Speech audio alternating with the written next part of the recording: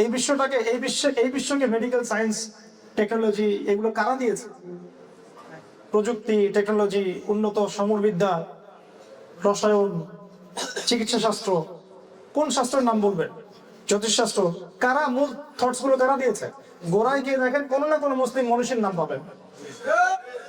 গোড়ায় গিয়ে দেখেন কোনো না কোনো মুসলিম মনীষীর অবশ্যই নাম পাবেন, অবশ্যই পাবেন। তো এই শিক্ষা সিস্টেম তো জেনারেল শিক্ষার বিরুদ্ধে না, কিন্তু আমাদের সিস্টেমটা আমাদেরকে আল্লাহ থেকে দূরে সরাই দিচ্ছে।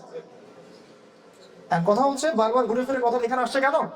সমাজ সংস্কার এবং সিরাতের আলোকে সমসাময়িক সমস্যাগুলোকে চিহ্নিতকরণ এবং দূরীকরণের জন্য সিরাতের সুন্নতেই হাঁটতে হবে। আদারওয়াইজ আমরা শুধুমাত্র সমস্যার ডালপালা নিয়ে আলোচনা করতে থাকবো। এই পৃথিবীতে যত মানুষ আছে সবার ইন্ডিভিজুয়াল বায়োডাটা আল্লাহর কাছে আছে। এর আগে যত কোটি কোটি মানুষ চলে গেছে সবার আছে, এরপরেও যত কোটি কোটি মানুষ আসবে সবার আছে। আল্লাহ পাক এত মহান, এত বড়। আল্লাহু আকবার। ওয়া কুল্লুহুম, শুধু তাই না, শেষেরটা হচ্ছে ওয়া কুল্লুহুম, এবং তাদের সবাই আমার সব দাস। ওয়া কুল্লুহুম আতিহি ইয়াউমাল কিয়ামাতি ফারদা। সুবহানাল্লাহ। আমার দাসদের সবাই কিয়ামতের মাঠে একা একা নিঃসঙ্গ অবস্থায় আমার সাথে সাক্ষাৎ করবে। আয়াতুল ওজন বুঝতে পারছেন? আমার আল্লাহ পাক বলছেন তার দাসদের সবাই, আল্লাহর দাসদের সবাই কিয়ামতের মাঠে একজন একজন করে ইন্ডিভিজুয়ালি আল্লাহর সাথে সাক্ষাৎ করবে। আল্লাহ পাক এত বড়।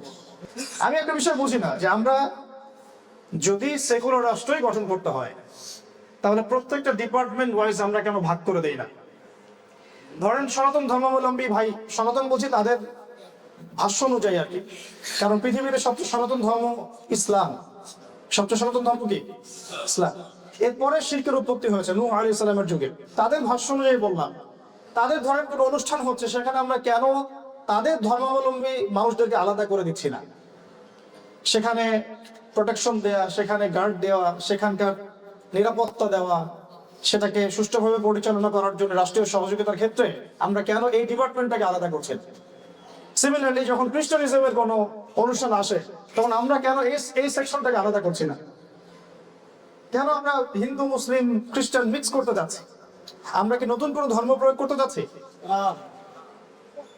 একটা অনুষ্ঠান হচ্ছে, ধরেন কুরবানির ঈদ হচ্ছে, গরু জবাই করছে, এখানে কি একজন হিন্দু অফিসারকে দায়িত্ব দেওয়াটা শোভনীয় হবে? তার ধর্মীয় সেন্টিমেন্ট লাগবে না? স্বাভাবিক লাগতেই পারে।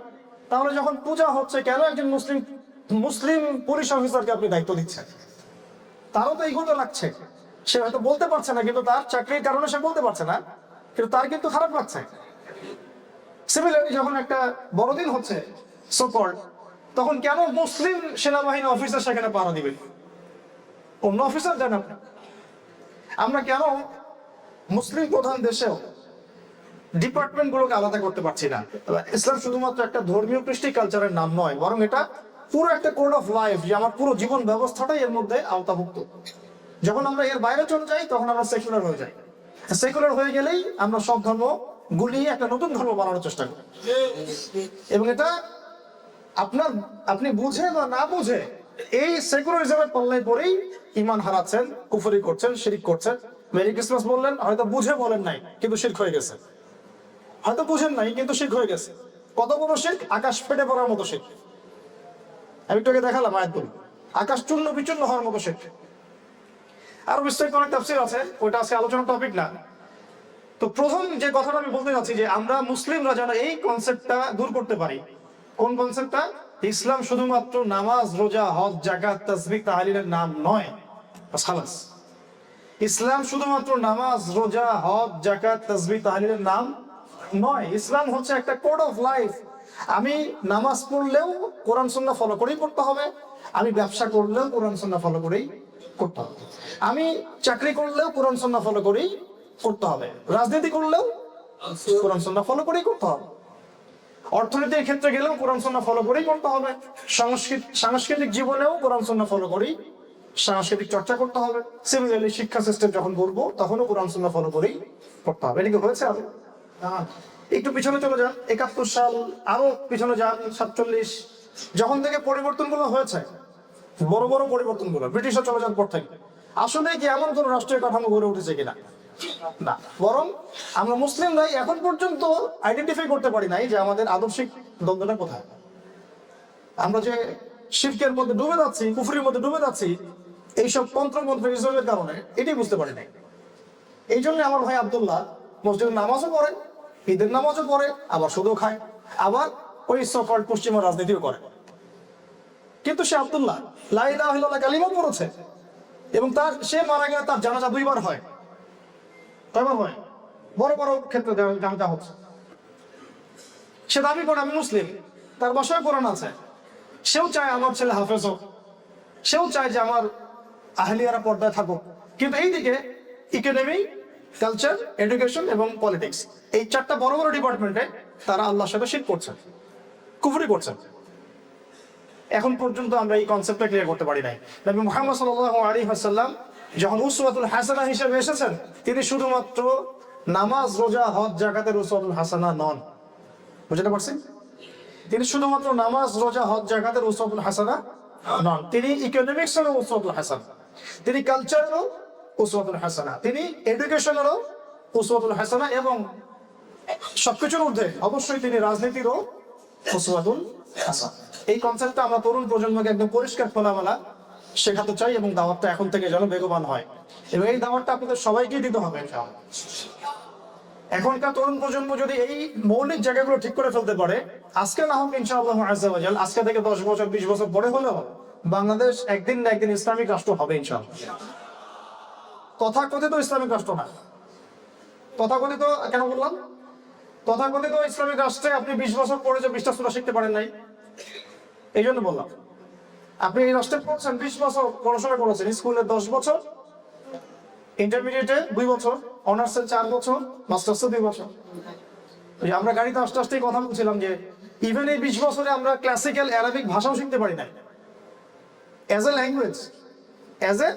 ল্যাঙ্গুয়েজ আরবি ভাষাও শিখতে পারি নাই। আর আরবি ভাষা না জানলে কোরআন হাদিস বোঝা যায় না, বোঝা একদমই যায় না। আমরা ইংরেজি শিখেছি মাশাআল্লাহ, ইংরেজিতে আমরা অনর্গল কথা বলতে পারি, ইংরেজি যে কোনো বই আমরা পড়তে পারি, কিন্তু আমরা আরবি জানি না, কোরআনও পড়তে পারি না, হাদিসও পড়ার প্রশ্ন ওঠে না। তো এই জন্য বললাম সো কল ইসলামিক কান্ট্রি না, ইসলামিক স্টেট না, আমাদের দরকার একদম proper Islamic state. Islamic state মানে আবার ওই আমি দায়েশ মার্কা ইসলামিক স্টেট বুঝাই নাই, কথা বুঝাতে পারছে কি? ওই চরমপন্থা ইসলামিক স্টেট বুঝাই না, আমরা বুঝিয়েছি মানুষের আকীদা, আমল, এগুলো সংস্কারের মধ্য দিয়ে একটা পরিপূর্ণ ইসলামী রাষ্ট্র ব্যবস্থা। এইটাই এখন সময়ের সবচেয়ে গুরুত্বপূর্ণ আলোচনা হওয়া উচিত। আগামী দিনগুলোতে যেন বাংলাদেশটাকে একটা উন্নত সব দিক থেকে উন্নত একটা পরিপূর্ণ ইসলামিক রাষ্ট্র ব্যবস্থায় রূপ দেওয়া যায়, এটা আমাদের সবার ফিকির হওয়া উচিত। আল্লাহ পাক আমাদের করার তৌফিক দান করেন। সময় লাগবে, কারণ আমি তো বললাম মানুষ বুঝেই না জিনিসটা।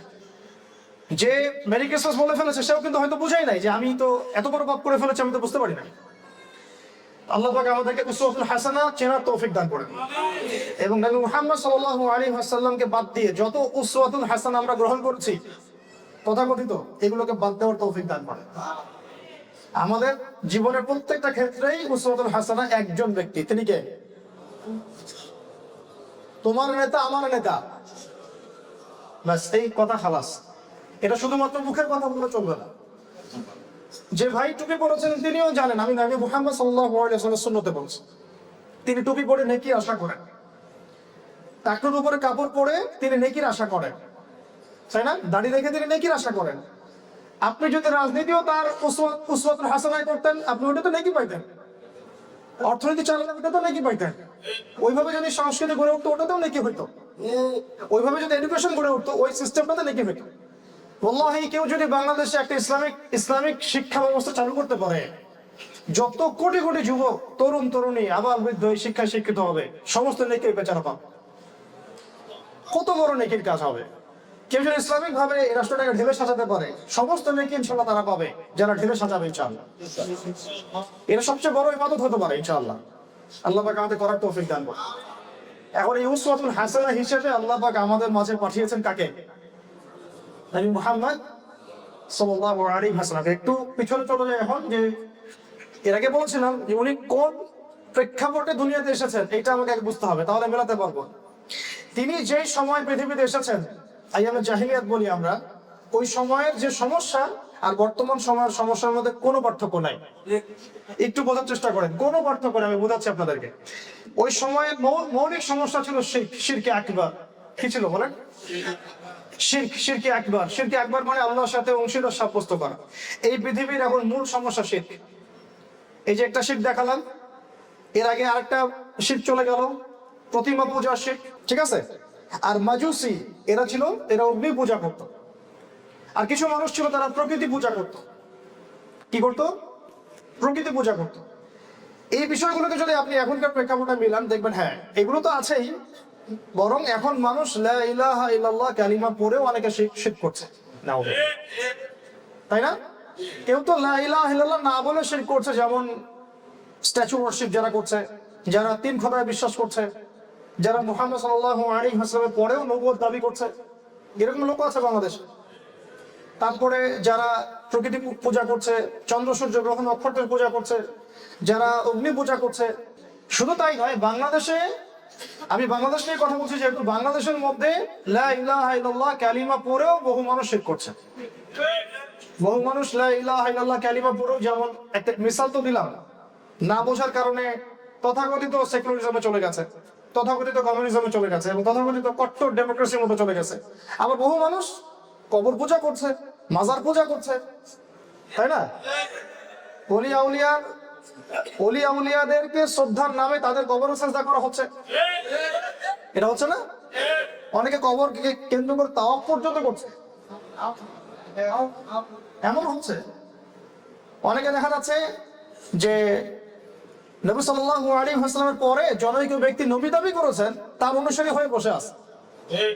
আমরা উত্তরবঙ্গে ঘুরে এসে দেখেছি, ওখানে ইসাই মুসলিম নামে একটা নতুন ধর্ম চালু হয়েছে, ইসাই মুসলিম। এগুলো পরিকল্পিত, এগুলো তো শিরক আছেই। এর পাশাপাশি দেখবেন শিরক কাকে বলে, কত প্রকার, কি কি, এই কনসেপ্টটুকু সবার ক্লিয়ার না।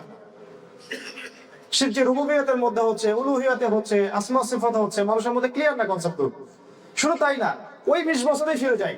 ওই 20 বছরে আপনি শিরক নিয়ে কোনো আলাদা ফ্যাকাল্টিও আপনি দেখতে পারবেন না। সবচেয়ে বড় মারাত্মক জঘন্য পাপটাকে কেন্দ্র করে কোনো পড়াশোনা করানো হয় না, ডিপ করে পড়াশোনা করানো হয় না। এমনকি আপনি বিসিএস ক্যাডারদেরকে জিজ্ঞাসা করেন তাওহীদ কত প্রকার, শিরক কত প্রকার, দেখবেন অনেকেই বলতে পারছে না, কারণ তারা এটা ইনস্টিটিউশন ওয়াইজ তারা পড়ে না, এটা একাডেমিক্যালি এটা পড়ে নাই। কি পড়েছে? অনেক কিছুই পড়েছে, রবীন্দ্রনাথ, শরৎচন্দ্র, বঙ্কিমচন্দ্র, হুমায়ুন আহমেদ, হুমায়ুন আজাদ, সব শেষ। ফিজিক্স, কেমিস্ট্রি, বায়োলজি সব পড়া শেষ। পারমাণবিক সংখ্যার নাম বলেন, পর্যায় সারণী একদম গড়গড় করে বলে দিই, সবাই বলে দিতে হবে, অনেকেই বলে দিবে। হায়ার ম্যাথের বড় বড় সূত্রগুলো মুখস্থ হয়ে গেছে, নিউটন পড়া শেষ, সব শেষ, কিন্তু কোরআন তেলাওয়াতটা ঠিক নাই, কোরআন তেলাওয়াতটাও ঠিক নাই। শিরক কাকে বলে, কত প্রকার তারা জানছেন না। তো ঘুরে ফিরে কথা ওইখানে যাচ্ছে আর কি, শিক্ষা ব্যবস্থাটাকে ঢেলে সাজানো খুব জরুরি। না হলে আমাদের এই নতুন প্রজন্ম আবার দেখা যাবে আবেগে হয়তো অনেক কিছু করবে ঠিকই, কিন্তু বেস ঠিক হবে না, বেসটা ঠিক করতে হবে। এই প্রজন্ম যা শিখেছে তারা একাডেমিক্যালি শিখে নাই, হয়তো কোনো হুজুরের কাছে শিখেছে, বা লেকচার শুনে শিখেছে, বা কোনো স্কলারের কাছে গিয়ে শিখেছে। তারা এই 20 বছর ঢেলে দিয়ে শিখতে পারে না, প্রতিষ্ঠানে তারা শিখে নাই। তো এই শিরকের সমস্যাটা এখন মুসলিমদের মধ্যেও আছে। ইভেন আল্লাহ পাকের হালালকে মুসলিমরা হারাম করে নিচ্ছে, আবার আল্লাহর হারামকে তারা হালাল করে নিচ্ছে। আমাদের দেশে মাদকের আইন পাশ করা আছে, কি করা আছে? পাশ করা আছে। এই জায়গায় তো বলি যে আমরা তো ডেমোক্রেসি বুঝি নাই। আমরা পশ্চিমাদের ডেমোক্রেসি আর ওদের যে ফাঁদ, এটা আমরা বুঝতে পারি নাই। ওরা আমাদের মতো করে এই ডেমোক্রেসি চর্চা করে না, আমাদের মতো করে তারা করে না, আমরা যেভাবে করতে চাই। আমরা বেশি প্রভুভক্ত হয়ে গেছে। আল্লাহ পাক আমাদেরকে এই শিরকগুলো থেকে বেঁচে থাকার তৌফিক দান করেন। এগুলোও কিন্তু শিরক, শুধু যে অমুসলিমরা শিরক করছে তা না, মুসলিমরাও শিরক করছে। এগুলো শিরক এবং কুফরের পর্যায়ে করছে। সুবহানাল্লাহ। এরপরে ওই সময় ছিল সুদের ফিতনা। এখনকার সুদের ফিতনা নিয়ে বললে আলাদা সেশন লাগবে, ওটা আরো 2 ঘন্টা আলোচনা। সুদ কাকে বলে, কত প্রকার, কি কি, ভুলেই গেছে মানুষ যে কাগজের টাকার মধ্যে সুদ আছে। মানুষ এগুলো এখন বললে বিশ্বাসও করতো না আগে, এখন তো বিশ্বাস করে কিছু কিছু। ইলেকট্রনিক মানির মধ্যে যে সুদ আছে, মানুষকে আগে বললে মানুষ আমাদের দিকে হাসতো আর কি। এখন তারা বুঝে হ্যাঁ এখানে সুদ আছে। আরো ভয়ঙ্কর সুদ আসবে, যেটা হলো ক্রিপ্টোকারেন্সি, এবং যেটাকে আমরা বলছি যে বিটকয়েন্স, এটা আরো ভয়ঙ্কর। এটার উপর এটা কেন ভয়ঙ্কর? কারণ সেন্ট্রাল ব্যাংকের আন্ডারে যে সুদগুলো থাকে এটার উপর সেন্ট্রাল ব্যাংকের গভর্নমেন্টের নিয়ন্ত্রণ আছে, কিন্তু বিটকয়েন্সের উপর গভর্নমেন্টের কোনো নিয়ন্ত্রণই নাই। কোন দেশের গভর্নমেন্টের কোনো নিয়ন্ত্রণ নাই বিটকয়েন্সের উপরে। আরো মারাত্মক সুদ সুদ আমাদের দেশের মানুষ এই সুদটা বুঝে যে এই ঈদের আগের রাত্রে কচকচা টাকা নেই, আমরা নিয়ে একটু বেশি টাকা দেই না, এখানে যে একটু বেশি টাকা দিয়ে কচকচা টাকা নিলাম এটা সুদ, সে বুঝতে পারছে। এখন থেকে মানুষ এটা বুঝতে পারে, বলে যে হ্যাঁ এটা সুদ আছে। কারণ আপনি অল্প টাকা দিয়ে বেশি, মানে অল্প টাকা দিয়ে বেশি টাকা নিতে পারবেন না, বেশি টাকা দিয়ে অল্প টাকা নিতে পারবেন না, সেম সেম হতে হবে জিনিসটা। এইটা বুঝে মানুষ। কিন্তু আন্তর্জাতিক বাজারে গিয়ে ডলারের যে আধিপত্য, ডলারের যে জুলুম, যে $1 দিয়ে আপনাকে কিনতে হচ্ছে কত, হ্যাঁ, এটা মানুষ, যে এর মধ্যে যে রিবা আছে এটা মানুষ বোঝে না। এবং এটা জুলুমও বটে, শুধু রিবা আছে তা না, বরং জুলুমও বটে। আর এখানে ইনফ্লেশনও আছে, এগুলো তো আছেই। এখানে অনেক কথা, এতগুলো কথা আলোচনা করলে মাথা আপনাদের ঘুরতে থাকবে। মূল কথাটা হচ্ছে যে ওই সময় যেমন সুদভিত্তিক অর্থ ব্যবস্থা ছিল, এখন এটা বৈশ্বিক রূপ লাভ করছে। এখান থেকে বের হওয়া খুব ডিফিকাল্ট। আমরা দাঁড়িয়ে ডুবি রেখেও বের হতে পারছি না এখান থেকে। কেউ দাবি করতে পারবে না যে আমি সুদমুক্ত জীবন যাপন করি, আমিও পারবো না, আপনিও পারবেন, এটা মিথ্যা কথা। কেউ সুদ মুক্ত জীবন যেমন আমরা করতে পারি না। হ্যাঁ, তবে এখানে সুদের এই সিস্টেমের ভিতরে থেকেও যে ভাইয়েরা সুদ থেকে বের হওয়ার চেষ্টা করছেন, ইসলামিক ফাইন্যান্সের মাধ্যমে হোক, ইসলামিক ব্যাংকিং এর মাধ্যমে হোক, তাদেরকে আমাদেরকে অ্যাপ্রিসিয়েট করা উচিত এবং তাদের সাথে আমাদের থাকা উচিত। এই কারণে যে তারা অ্যাটলিস্ট চেষ্টা করছেন এখান থেকে বের হওয়ার জন্য। তারাও জানেন এটা 100% পসিবল হচ্ছে না। তো রিবার এই জুলুম, এই যে অভিশাপ, এটা কি এই বিশ্বে নাই? এখন যদি আপনারা বিশ্বের এই সমস্যাগুলোকে একটা কেন্দ্রে নিয়ে যেতে চান, আপনারা দেখবেন এই কেন্দ্রটা হচ্ছে পশ্চিমা সভ্যতা। পিছনে যান যে কারা এই সুদটাকে পুরো বিশ্ব জুড়ে চাপিয়ে দিয়েছে, কোন সভ্যতা? এটা কি সাবকন্টিনেন্ট থেকে করা হয়েছে? আমাদের দেশ থেকে করা হয়েছে? ব্রিটিশরা করেছে ওই সময় থেকে। অর্থাৎ তারা এই বিশ্ববাসীকে সুদ খাইয়েছে। এখন যদি আমরা মিলাতে পারি যে হ্যাঁ ওই জাহিলিয়াত গুলো এখনো বিদ্যমান, হয়তো বড় স্কেলে বা ছোট স্কেলে, তাহলে এই যুগেও এই অবস্থাকে পরিবর্তন করার জন্য উসওয়াতুল হাসানা হবেন কে? এইটুকু তো বুঝি আমরা। এখন কথা হচ্ছে কিভাবে নবী সাল্লাল্লাহু আলাইহি ওয়াসাল্লাম এইরকম একটা অন্ধকারাচ্ছন্ন যুগটাকে পরিবর্তন করলেন, কিভাবে করলেন? এটা তো প্রশ্ন নাকি? এবং আমরা কিভাবে করতে পারি? আমাদের জন্য সলিউশন হচ্ছে একটাই, তাকে এমন ভাবে অনুসরণ করা যেমন তিনি যেখানে পা ফেলেছেন আমি সেখানে পা ফেলবো, তিনি যেখান থেকে সরে গেছেন আমি সেখান থেকে সরে যাব, তিনি যা বলেছেন আমি তাই বলবো, তিনি যা করেছেন আমি তাই করব, তিনি যা বলেন নাই আমি তা বলবো না, তিনি যা করেন নাই আমি তা করবো না। একদম হ্যাঁ, মুহাম্মদ সাল্লাল্লাহু আলাইহি ওয়াসাল্লামকে অন্ধভাবে অনুসরণ করতে হবে। কোনো যুক্তির দরকার নাই এখানে, কোনো যুক্তি, বিজ্ঞান, তর্ক, দর্শন কিচ্ছু দরকার নাই। নবীজি করেছেন আমি করব, নবীজি করেন নাই আমি করব না, সাহাবীরা করেছেন আমি করব, সাহাবীরা করেন নাই আমি করব। নবী পথ দেখিয়েছেন আমি সেই পথে হাঁটবো, তিনি যে পথ থেকে দূরে থাকতে বলেছেন আমি দূরে থাকবো। তাহলে এখন শর্ট টাইমে সেখানে খুব মুশকিল। এই জন্য বলেছেন প্রথমে যে কারা কারা সিরাত পড়েছেন অন্তত জীবনে একবার। যারা পড়েছেন তারা খুব সহজেই হয়তো ধরতে পারছেন, যারা পড়েন নাই তাদের হয়তো একটু বেগ পেতে হচ্ছে। তো তিনি শুরু করেছেন কি দিয়ে? দেখুন, তিনি শুরু করেছেন বেসিক্যালি কোনো আদেশ দিয়ে না, বরং একটা আমল দিয়ে। কি বললাম শব্দটা? তিনি কোনো আদেশ দিয়ে কাজ শুরু করেন নাই। আমরা কিন্তু আদেশ দিয়ে কাজ শুরু করতে চাই, তিনি করেছেন একটা আমল দিয়ে কাজ শুরু করেছেন। কারণ আদেশ আসছে আল্লাহ রাব্বুল আলামিনের পক্ষ থেকে, তিনি সেটা আমল করছেন। সর্বপ্রথম তার উপর যে আদেশটা এসেছে তা হলো পড়াশোনা করতে, জ্ঞান অর্জন। কি আসছে? ওই যে ঘুরে ফিরে কথা 20 বছর যাচ্ছে না, কেন যাচ্ছে? কারণ আমি প্রবল ভাবে ফিল করি ওই 20 বছরে যদি আমরা অন্তত পক্ষে আমরা একটা ম্যান্ডেটরি সাবজেক্টে যেভাবে গুরুত্ব দিয়েছি ওইভাবে যদি আমরা কোরআন হাদিস আরবিকে গুরুত্ব দিতাম, তাহলে আজকে আমরা আমাদের মধ্য থেকে স্কলার থাকতো, এখান থেকে মুফতি হতো, এই সিস্টেম থেকেই মুফাসসিরের জন্ম হতো, কিন্তু হয় নাই। আর আপনাদের কাছে পরিসংখ্যান নেই, আমার কাছে পরিসংখ্যান আছে যে বাংলাদেশে কত কোটি ছেলে মেয়ে জেনারেল শিক্ষায় শিক্ষিত হচ্ছে, কত কোটি প্রতি বছর। তো প্রতি বছর এত কোটি জনসম্পদকে আমি নষ্ট করছি। ধ্বংস করতেছে শুধু শিক্ষা সিস্টেমের কারণে। অথচ নবী সাল্লাল্লাহু আলাইহি ওয়াসাল্লামকে আল্লাহ পাক প্রথম আদেশ করেছেন ইকরা বিসমি রাব্বিকাল্লাযী খালাক। ওই জাহিলি সমাজে এত পাপ, এত অনাচার, ভালো করে মিলাই দেখেন, ওই জাহিলি সমাজে এত এত পাপ, এত এত অনাচার, তারপরেও আল্লাহ পাক কিন্তু বলেন নাই সবার আগে ইয়া মুহাম্মদ তুমি নামাজ পড়ো, ইয়া মুহাম্মদ তুমি আগে যাকাত দাও, ইয়া মুহাম্মদ আগে মূর্তিগুলো ভেঙে ফেলো। বলেছেন? ইয়া মুহাম্মদ তুমি সুদ ছেড়ে দাও, ইয়া মুহাম্মদ তুমি মাদক দ্রব্য সেবন করো না। আল্লাহ পাক এমন কোন আদেশ দিয়েছেন? এই এত এত পাপের মধ্যে আল্লাহ পাক এই পাপগুলোকে স্পেসিফিকলি মেনশন করে সংস্কার না করে পড়াশোনার কথা কেন বললেন? কারণ যদি একজন মানুষের মধ্যে এবং একটা সমাজের মধ্যে জ্ঞানতাত্ত্বিক বিপ্লব ঘটে, সমস্যা অটোমেটিক্যালি সলভ হয়ে যায়। এই কারণে সমস্যার গোড়ায় আল্লাহ রাব্বুল আলামিন হাত দিয়েছেন। সমস্যার গোড়াটা হচ্ছে এই সমাজের মধ্যে আলো নাই, এই সমস্ত অন্ধকার। এই অন্ধকারাচ্ছন্ন সমাজটাকে আলোকিত করতে হলে একটা আলোর উৎস দরকার। সে আলোর উৎসটাই হচ্ছে কোরআন। উৎসটা কি?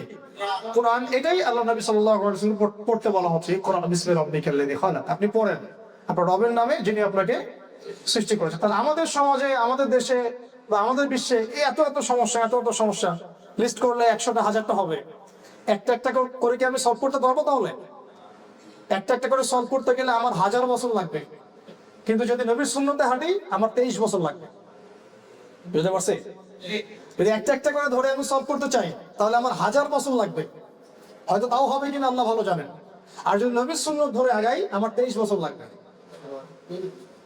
23 বছর আমরা হাঁটি না এই পথে, বরং 23 বছর তো উল্টাপাল্টা পড়াশোনা করলাম। ভেবে দেখেন কথাগুলো, 23 বছর কিন্তু আমরা হাঁটি নাই, 23 বছর আমরা উল্টাপাল্টা পড়াশোনা করছি। আর আল্লাহ নবীকে আল্লাহ পাক বলছেন ইকরা বিসমি রাব্বিকাল্লাযী খালাক। আপনি পড়েন আপনার রবের নামে যিনি আপনাকে সৃষ্টি করেছেন। খালাকাল ইনসানা মিন আলাক, যিনি মানুষকে সৃষ্টি করেছেন জমাট বাঁধা রক্তপিণ্ড থেকে। ইকরা ওয়া রাব্বুকাল আকরাম, পড়েন আপনার রব মহিমান্বিত। আল্লাযী আল্লামা বিল কলম, যিনি মানুষকে কলম দ্বারা জ্ঞান শিক্ষা দিয়েছেন। আল্লামাল ইনসান মা লাম ইয়ালাম, তিনি মানুষকে সেই জ্ঞান শিক্ষা দিয়েছেন যা মানুষ জানতো না। আমরা সৃষ্টিগতভাবে জ্ঞানী ছিলাম না, আল্লাহ পাক আমাদেরকে জ্ঞান শিক্ষা দিয়েছেন, তাও কলম দিয়ে। আল্লামাল আদম আল আসমা কুল্লাহা, আল্লাহ পাক বলেছেন আমি আদমকে সমস্ত নাম শিক্ষা দিয়েছি। সুবহানাল্লাহ। আল্লাহ পাক আমাদের পিতাকে সমস্ত নাম তার পক্ষ থেকে শিক্ষা দিয়েছে। তাহলে জ্ঞানের মূল উৎস কে? আমাদের শিক্ষা সিস্টেমের সাথে কি জ্ঞানের উৎসের সম্পর্ক আছে? আদৌ নাই। তাহলে আমরা কিভাবে জ্ঞানী হব? আর ওই জ্ঞান দিয়ে কিভাবে বা সংস্কার করা যাবে? আল্লাহ পাক আমাদের এই শিক্ষা সিস্টেমটাকে ঢেলে সাজানোর তৌফিক দান করেন। এই সিস্টেম কি জেনারেল শিক্ষার বিরুদ্ধে? কখনোই না। কিন্তু এমন ভাবে রিফর্ম করা যায় যাতে আমার ছেলে মাশাআল্লাহ ধর্মীয় জ্ঞানেও পারদর্শী হবে, বৈষয়িক জ্ঞানেও পারদর্শী হবে। হতেই পারে